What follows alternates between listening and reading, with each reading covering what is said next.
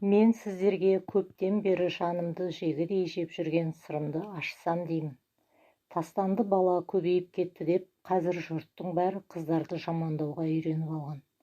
Алайда қыздар сол сәтте қамқор болар ешкімді таппаған соң, сондай әрекетке баратыны өтірік емес қой. Мұндай жағдай жас күнімде менің де басымнан өткен. Менің жасым 39-да, 3 баланың анасымын. 2 ұлым, 1 қызым бар. Отағасы екеуміз қарапайым еңбекпен нан тауып, бала-шағамызды ешкіммен кем қылмай жеткізіп келе жатқан жайымыз бар. Үлкен ұлым жоғары оқу орнында оқиды, ал қалған 2 балам мектеп қабырғасында жүр. Бүгін менің айтар жан сырым бәлкім біреулерге ой салар, біреулердің жеркенішін тудырар. Білмеймін, әйтеуір ой бөліскім келді. Қазір мен 40-қа тақап қалдым. Бірақ бұдан 22 жыл бұрын істеген әрекетім менің жанымды жиі мазалайды. Мен де жас болдым, мен де кезінде махаббатқа мас болдым. Тіпті ойлап отырсам, мектепті құрбыларымнан ерте есейіппін.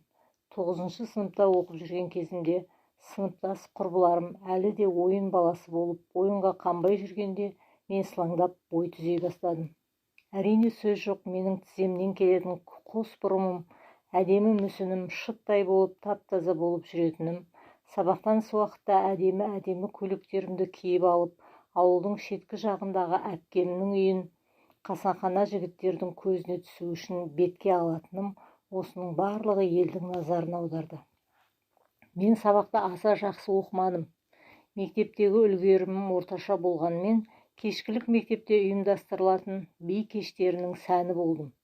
Өзім көрікті болғандықтан әке-шешем де мені елден ерекше қылып киіндіргенді қалады. Елдің қыздарында жоқ әдемі көйлек, әшекей атаулының барлығы менде болды. Мен қос бұрымымды 2-ге өріп алып көшеге шыққанда, ер азамат атаулы сыртымнан сұқ көзін қадайтын.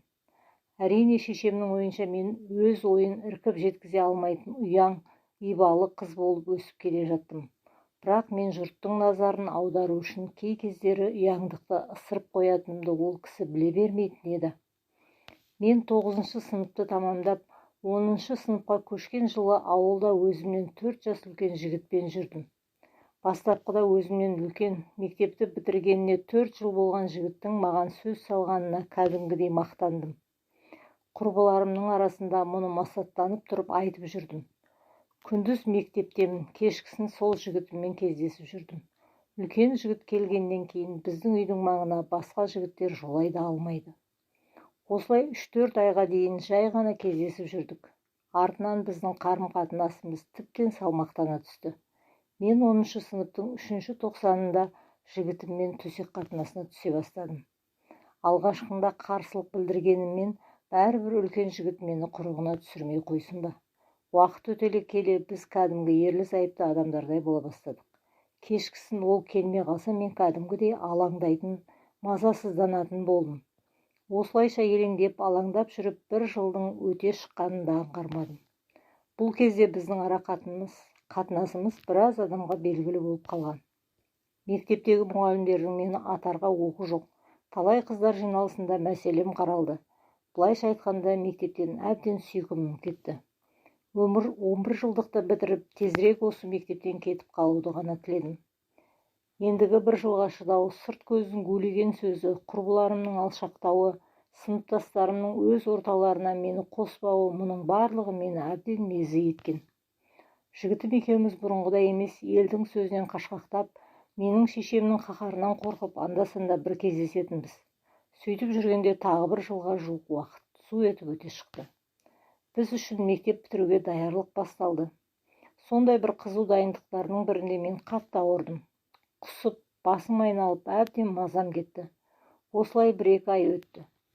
Әбден жүдеп, салмақ тастағанымды байқаған шешем бір күні мені шақырып алып мән-жайды сұрады. Мен еш жерім ауырмайды, тек ұйқы басып құсамын, тәбетім жоқ дедім. Бұл 17 жасқа енді толған кезім еді. Шешем бірден жаман ауру болып қалмадың ба деп шошынып, ертесіне мені емханаға тексеруге апарды. Келесі күні біз өткізген сараптамалық талдаулардың шыққанын айтып, дәрігер үйге телефон шалып бірден емханаға келуімізді ескертті. Алқын-жұлқын дәрігердің алдына барсақ, әлгі кісі маған сен құрыпсың ғой дегені, түкке түсінбеймін. Сөйтсем 3,5 айлық мерзімде менің аяғым ауыр екен. Шешемнің түрін көріп мені асып өлтіретін шығар деп ойладым. Екеуміз үйге дейін үн-түнсіз келдік. Менің зәре-құтым қалмаған. Кешкісін жігітіммен кездесіп айтуым керектігін ғана ойлап келемін. Шешем үйге келді де 2 бүктеліп жатты да қалды. Әкем естісе не боларымды ойласам, тіпті жаным жай таппайды. Зарықтырып кешті де батырдым. Ол келмеді. Келесі күні тағы күттім, тағы келмеді. Ақыры бір досын араға салып, оны шақырттым. Келген бетте мән-жайды айтып едім, үндемей тұрды да қалаға кетіп бара жатқанын, 10 күннен кейін қайтып келетінін, бәрі жақсы болатынын айтып кетті. 10 күннен артық күттік, бірақ ол сол кеткеннен оралмады. Осы мезетте шешем мені ел көзінен жырақтатып әкетуді ғана ойлады. Сосын әкеме 1-2 малды сатқызып, мен оқуға апарып түсіремін деген желеумен бір күнде ауылдан алды да кетті. Қалаға келіп біраз дәрігерлердің есігін қақтық. Ол 90-шы жылдардың кезі еді. Медицинаның әлеуеті анау айтқандай емес. Бірде-бір дәрігер маған жасанды түсік жасауға келіспеді. Енді не істеу керек? Шешем мені қаланың бір шетіндегі татар әйелдің тамына орналастырды да өзі ауылға қайтты. Ауылдағыларға қызым оқуға түсті деген екен. Әрбір ай сайын менің келіп халімді біліп тұрды. Үйіп-төгіп азық-түлігімді әкеліп тастайды. Татар әйелге мені қараған үшін қосымша пұлын төлеп кетеді. Осылай жүргенде айы-күнім жетіп өмірге ұл бала әкелдім. Мен босанды дегенде естіп алып-ұшып шешем жетті. Ол кезде есімді жинап, баламды бауырыма алып, 1-2 күн емізіп те үлгерген едім. Екінші күні шешем келді де дәрігерлерге қолындағы барын беріп менімен кездесті. Кездескен бетте маған баланы осында тастаймыз деп түсіндірді. Мен ешқандай қарсылық танытпадым. Ертесіне өз қолыммен баладан бас тарту хатын жазып, баланы тастап, перзентханадан шықтым. Бастапқыда мен үлкен қателік істедім ғой деген ой мені тіптен мазалаған жоқ. Шешем екеуміз сол кезде бұл құпияның ешкімге жария болмауын ғана ойладық. Осылай жылдар өте берді. Мен қалаға әбден бейімделдім. Жаймен педагогикалық колледжді тамамдадым. Мұны бітірген соң қаланың мектептерінің біріне жұмысқа тұрдым.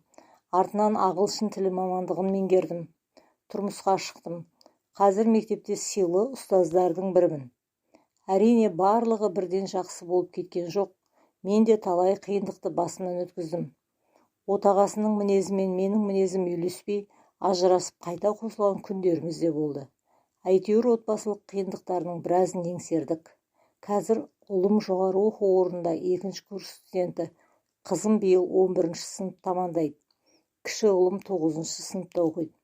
3 баламның әрбір жетістігіне қуанып, оларға барынша дұрыс тәрбие беруді қалаймын. Дегенмен соңғы 7 жылдың ішінде 17 жасымда істеген қателігім жиі мазалайды. Кезінде тастап кеткен балам түсіме жиі енеді. Тіпті кейде шеше мен ғой бұл, тастанды балаң деген даусы құлағыма жаңғырып тұрып алады. Қазір соңғы 3 жыл бойы ұйқыдан да қалдым. Ауырмайтын жерім жоқ. Шешемнің көзі кеткен. Ол кісі бірнеше жыл бұрын бақилық болды. Бұл құпияны білетін жалғыз менмін. Күйеуім мұндай құпиямның барын мүлде білмейді. Уақыт өткен сайын мені ар азабы жиі мазалап жүр. Мен осы ар азабынан құтылу үшін тастап кеткен баламды іздегім келеді. Бірақ күйеуімнен 3 баламнан қорқамын. Олар менің бұл жайымды түсіне ме? Қаншама жыл іште сақтаған күнәмді оларға қалай айтамын? 3 балама өздерінің бір анадан туған үлкен ағалары бар екенін қайтып жеткіземін. Сәл болса қызғанып шыға келетін күйеуім мұны естісе, қандай әрекет жасайды? Осындай сауалдар мазалағанда, мен бұл күнәмді өзіммен бірге ала кетермін деп те ойлаймын. Сондай ар азабынан құтылмаған күйі тозақта күйермін бәлкім деп қиналамын. Осындай сәтте не істерімді білмеймін. Жүйкем әбден тозып бітті. Ешқандай айла шарам жоқ. Осылай өле-өлгенше жанымды жеп өтемін бе? Не істеуім керектігін тіпті білмеймін. Бар білетінім әттең сол кездері осынша азаптанатынымды білсем, нәпсімді тияр едім ғой. Құрметті оқырман, тіпті 20-30 жылдан кейін балаларын тауып алып жатқан адамдар да бар ғой. Не істеуім керек? Әлде бұл құпияны сол бетінше жабық қалдыруым керек пе? Жабулы қазан жабулы күйінде қалсын дейін десем, түсімде ылғи тастанды баламды құшақтап жүремін. Оңаша қалғанда ол менің сыртымнан қарап тұрғандай болады. Әбден қиналып біттім.